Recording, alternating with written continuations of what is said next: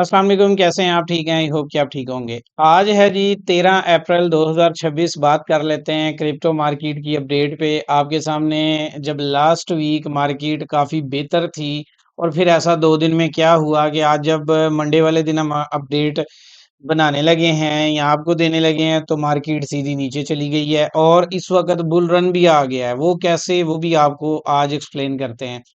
अच्छा, जो मार्केट नीचे गिरी है उसकी वजह ये ट्रंप का ट्वीट है।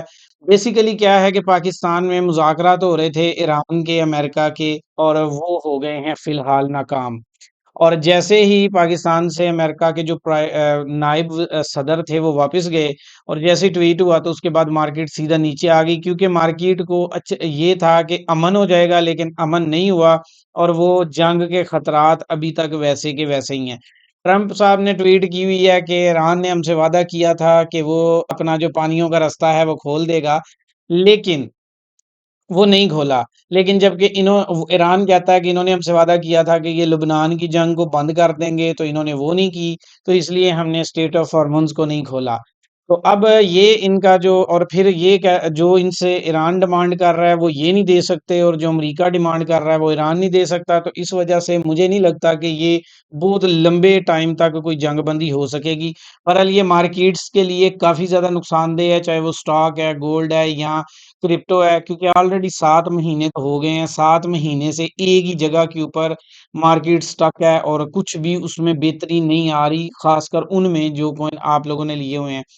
तो अभी भी मज़ीद कोई बेहतरी आती नज़र इसलिए भी नहीं आ रही क्योंकि आहिस्ता-आहिस्ता वो चीज़ें ज़्यादा डेंजरस होती जा रही हैं, क्योंकि जंग किसी सूरत भी खतरनाक है। क्योंकि ये क्लैरिटी नहीं है, यहाँ तो होता है कि ये क्लियर लगी हो, ये कभी रुक जाती है, कभी चलती है, कभी कोई रास्ता बंद होता है, कभी कोई बयानात आते हैं, तो इस वजह से ज़्यादा प्रॉब्लम है। और सेकंड में भी ये जो ट्रम्प साहब का कहना ये है कि ईरान से जंगबंदी बरकरार है। अभी इन्होंने ये कहा, यानी पहले कोई और बयान दे देते हैं, जो अतवार वाले दिन या जब मार्केट क्लोज़ होती है उस वक़्त बयानात और होते हैं, मार्केट ओपन होते साथ ही बयानात भी बदल जाते हैं। अभी उन्होंने बोला है कि ईरान अपना तेल नहीं बेच सकेगा और वो एटमी हथियार भी नहीं बना सकेगा, और ये इस वक़्त बुरी सूरत-हाल में। ये तो आपको पता है, ये इस तरह की बातें तो ये करते आ रहे हैं। बहरहाल इसमें मेरा एनालिसिस ये है कि ये जो मुज़ाकरात हो रहे हैं ये आरज़ी शायद थोड़े बहुत टाइम के लिए, कुछ आगे चल के आने वाले इस हफ़्ते के अंदर उम्मीद है कि बेहतरी की तरफ हो जाएँ, लेकिन बहुत लंबा टाइम अगर आप कहेंगे तो होल्ड नहीं रह सकेगा और मार्केट के लिए ये नेगेटिव न्यूज़ में ही कंसीडर होगा। जैसे ही इसने ट्वीट किया मार्केट सीधी नीचे आ गई और 50 बिलियन डॉलर जो हैं वो 20 मिनट्स के अंदर उड़ गए।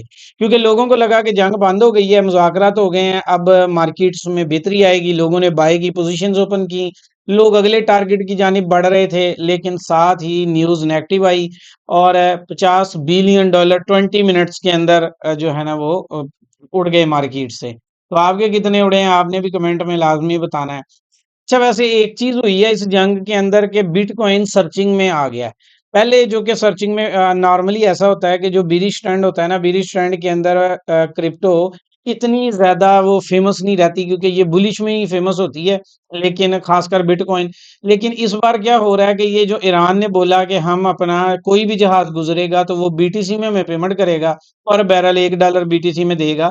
तो उसकी वजह से बीटीसी जो है ना गूगल पे टॉप सर्चिंग में आ गया। लोग इसके बारे में जानना शुरू हो गए कि ये क्या चीज़ है जिसके ऊपर ईरान ने बात की है। अच्छा, अब आगे चलते हैं तो पिछले तकरीबन 1 हफ्ते से बुल रन स्टार्ट हुआ हुआ है, लेकिन लोगों को नहीं पता। लेकिन वो कैसे हुआ है मैं आपको बताता हूँ। जब 2021 का, 2017 का, 2013 का बुल रन उठाएँगे ना, तो वो बुल रन कैसे आया था, वो तमाम कॉइन जो आज आपको ओल्ड नज़र आते हैं, एडीए, डॉट, एक्सआरपी, इस टाइप के जितने भी कॉइन आपको आज नज़र आ रहे हैं, ये तमाम के तमाम कॉइन उस वक़्त नए-नए लॉन्च हुए थे। जितने भी कॉइन्स ने पुराना जिनका ऑल टाइम हाई आप देखते हैं, ये सारे वो कॉइन हैं जिन्होंने अपना ऑल टाइम हाई बनाया हुआ है। वो सारे वो थे जिनकी उस वक़्त लिमिटेड सप्लाई मार्केट में थी और ये उस वक़्त आए हुए थे। अब जैसे-जैसे वो कॉइन पुराने होते गए, उनमें से फंड निकलता गया, अब नए से नए कॉइन आते जा रहे हैं और नए से नए कॉइन्स में पैसा लगता जा रहा है। अब लोगों को ये समझने की ज़रूरत है कि भाई 2013 में जो नए कॉइन थे, उन्होंने ऑल टाइम हाई बनाया, उसमें बहुत सारे कॉइन थे जो अभी भी हैं, लेकिन वो दोबारा ऑल टाइम हाई पे नहीं जा पाएँगे।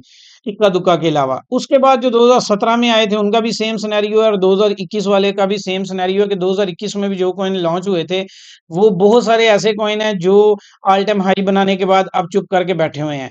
अब जो बुल रन आया है वो नए कॉइन्स में आया और ये सेम वही पैटर्न है जो 2013 का था, 2017 का था, 2021 का। पिछले 3 बार जो ऑल्ट सीजन आया है, वो सारे का सारा नए कॉइन में आता है। उस वक़्त गाला नया था तभी परफ़ॉर्म किया, एमबॉक्स नया था तभी परफ़ॉर्म किया, डॉज कॉइन नया 2013 में नया था, तब थोड़ा परफ़ॉर्म किया लेकिन 2021 में क्योंकि एलन मस्क ने इसे नई जान दी तो इसलिए परफ़ॉर्म किया। एडीए की उस वक़्त सप्लाई कम थी इसलिए परफ़ॉर्म किया।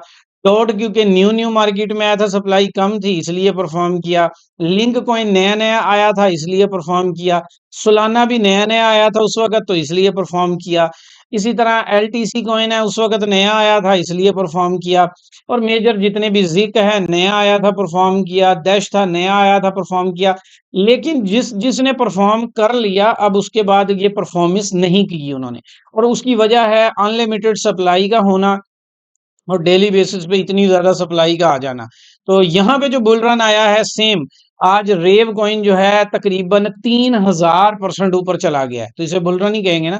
ज़िग कॉइन 43% ऊपर चला गया, डैश कॉइन 35%, सिरियन कॉइन जो है ये तकरीबन 1 10x का प्रॉफिट देने के बाद गिरा है। जेएसटी कॉइन मतलब जितने भी आपको इस मार्केट में नए कॉइन नज़र आ रहे हैं सिर्फ वही परफ़ॉर्म कर रहे हैं।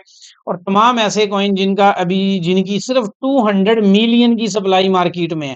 जितने भी नए कॉइन आए हैं, इनकी किसी की 1 बिलियन सप्लाई है, किसी की 2 बिलियन है, किसी की 1000 मिलियन है, किसी का कुछ है, किसी का कुछ है। लेकिन आज रेव कॉइन है 3 आप जब स्क्रीन पे देख रहे हैं 3000% ऊपर है, 25 सेंट से स्टार्ट हो गया, अभी $6 के करीब है।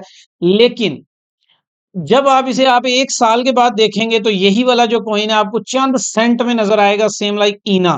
ईना ने जब परफ़ॉर्म किया नया था, सप्लाई मार्केट में नहीं थी। सुई ने जब परफ़ॉर्म किया मार्केट में कॉइन नया था, परफ़ॉर्मेंस इसलिए थी।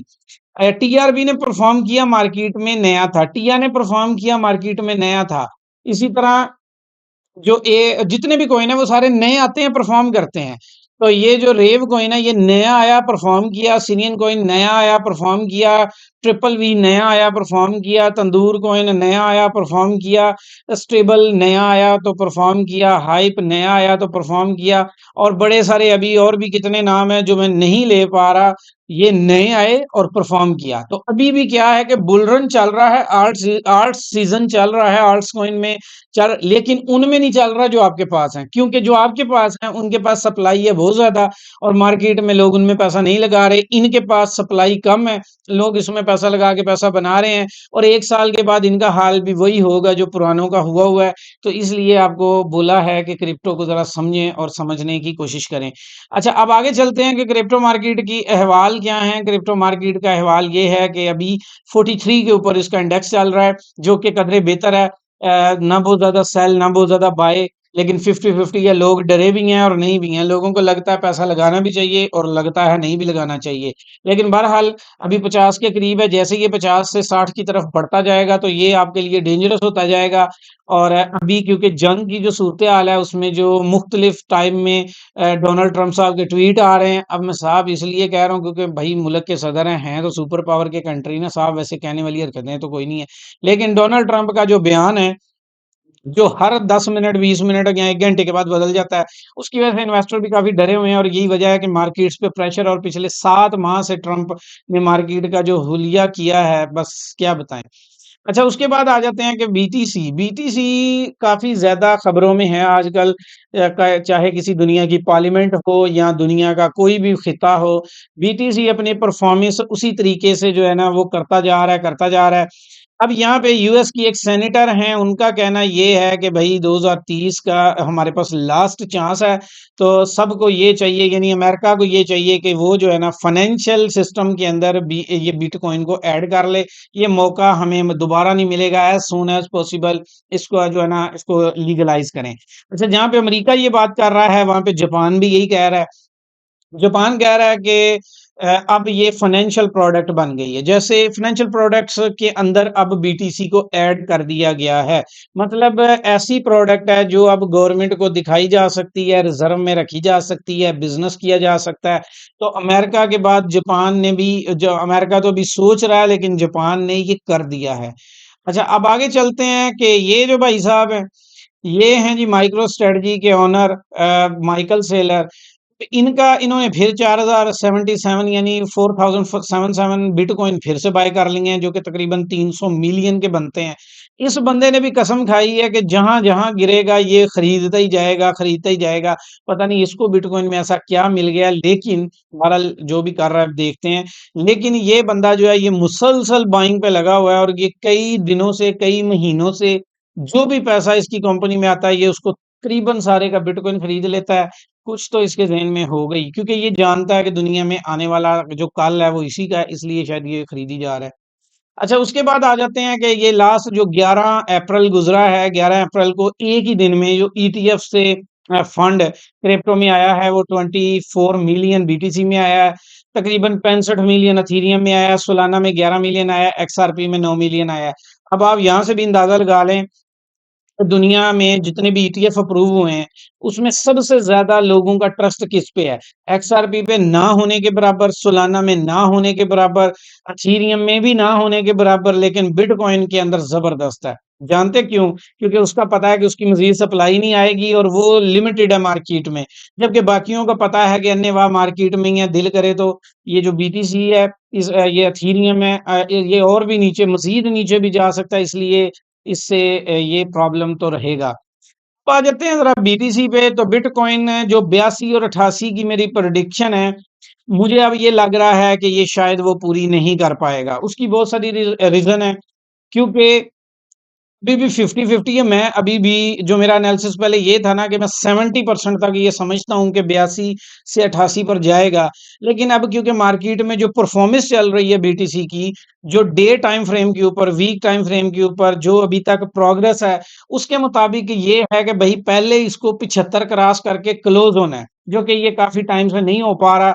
जैसे ही अपनी रिजेक्शन के करीब ही पहुँचता है 73 के, तो साथ ही कोई ना कोई न्यूज़ आ जाती है और सेल प्रेशर इंतहाई ज़्यादा है। यहाँ पे भी आप देख सकते हैं, पिछले 4 दिन लगा के जहाँ पे गया था, वहाँ पे एक ही कैंडल उसको नीचे ले आई है। उसके बाद यहाँ पे पीछे भी जहाँ पे पूरा हफ्ता लगा के गया था, 2 दिन में नीचे आ गया, तो यहाँ पे सेल प्रेशर काफ़ी ज़्यादा है और अगला मूव इसका जो नज़र आ रहा है, वो 68 तक का है, यानी कि अभी नीचे की जानिब भी जाता नज़र आ रहा है। इंशाल्लाह ये मंथ है क्योंकि मंथ की जो अगर कैंडल देखी जाए तो उम्मीद ये की जाती है कि मंथ का जो क्लोजिंग है वो शायद 78 के करीब हो जाए और अगर हो जाती है तो ये हमारे लिए एक अच्छा साइन है और ये उसी सूरत में होगी जब ये जो मुज़ाकरात हो रहे हैं इसमें से कोई अच्छी न्यूज़ निकल के आए। बाकी किसी डेटे का यहाँ पे कोई फ़र्क नहीं पड़ना क्योंकि क्रिप्टो में और किसी डेटे का कोई फ़र्क नहीं पड़ेगा। इन मुज़ाकरात का ज़रूर फ़र्क पड़ेगा, उससे कैंडल अपवर्ड जाएगी। और अगर कोई नेगेटिव न्यूज़ यहाँ से निकल के आती है, कोई जंग मज़ीद लगती है या बिल्कुल ही सीज़फायर बंद हो जाता है, तो शायद उस सूरत में आप देखेंगे कि बीटीसी मज़ीद नीचे जाएगा और 60 तक जा सकता है। लेकिन अभी की चांस ये है कि अभी आप सिर्फ़ ये वॉच करें कि सुलह होती है या नहीं होती। अगर तो हो गई, तो आपको 82 और 88 वाला जो ज़ोन है इंशाल्लाह इसमें काफ़ी उम्मीद है कि ये मिल जाएगा। उम्मीद क्या एनालिसिस भी है कि मिल जाएगा। लेकिन अगर ये नहीं होती और यहाँ से नेगेटिव पे नेगेटिव न्यूज़ आएगी तो डेफ़िनेटली इन्वेस्टर डरा रहेगा और वो यहाँ पे पैसा नहीं लगाएगा। बाकी आपको लास्ट में एक सिग्नल दिया था डैश कॉइन का और मैंने आपको बताया था कि एक 56 से भी एंट्री ले सकते हैं, 41 से भी ले सकते हैं, अभी ये 41 पे ही है। ये ऊपर ज़रूर गया है लेकिन ये 48 के बाद यहाँ पे आ गया, जो लोग मनी मैनेजमेंट कर रहे हैं या स्कैल्पिंग कर रहे हैं उनको तो फ़ायदा हुआ होगा। लेकिन जिनका नहीं भी हिट हुआ मैं आपको दोबारा यही सिग्नल है, यहाँ से आप मज़ीद सेल की एंट्री मतलब यहीं से सेल जिन्होंने नहीं लगाई हुई पहले, वो सेल लगा लो और इसका जो टीपी है वो आप 36 या 37 के राउंड अबाउट रख लो। लेकिन ये है कि जब जहाँ पे प्रॉफ़िट हो, आपने क्लोज़ कर देना है। तो ये भी आपका जो है वो इंशाल्लाह ताला क्लियर हो जाएगा। बाकी ये है जी आज की अपडेट आई होप कि आपको काफ़ी ज़्यादा चीज़ें समझ आ गई होंगी और ये चीज़ आप समझ जाओ कि जिस कॉइन की सप्लाई कम होगी इस वक़्त मार्केट में परफ़ॉर्मेंस उसी की है और जिसके पीछे सप्लाई का अंबार लगा हुआ है उसकी कोई परफ़ॉर्मेंस नहीं है। कोई बुल रन 2027 से पहले नहीं आएगा, जो कॉइन आप लेके बैठे हैं वो लेके बैठे ही रहेंगे। ये सूरत-ए-हाल है, बाकी इंशाल्लाह फिर जुमे वाले दिन मार्केट अपडेट में देखेंगे कि ये कहाँ तक पहुँचा है।